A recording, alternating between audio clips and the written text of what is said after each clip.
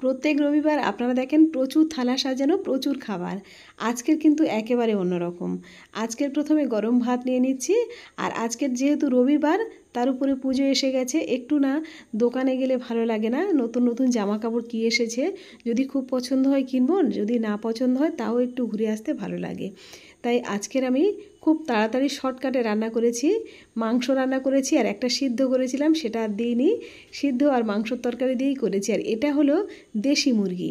এই দেশি মুরগি অনেকক্ষণ কিন্তু রান্না করতে টাইম লাগে, মানে উনুনে বা গ্যাসে রান্না করতে টাইম লাগে। আর যদি প্রেসার কুকারে দেওয়া হয় তাহলে কম সময় লাগে। আমি এটা কড়াই থেকে করেছি, কিন্তু অনেকটা সময় লেগেছিল, তাই আর অন্যান্য বিশেষ কিছু রান্না হয়নি। সকাল সকাল বেরিয়ে যাব বলে। এরকম সিম্পল থালা আপনাদের কেমন লাগে আমাকে কিন্তু কমেন্ট করে জানাবেন। লাল লাল ঝোল আর এরকম দেশি মুরগি। ভালো লাগলে চ্যানেলটাকে সাবস্ক্রাইব আর লাইক করতে একদমই ভুলবেন না। অনেক ধন্যবাদ।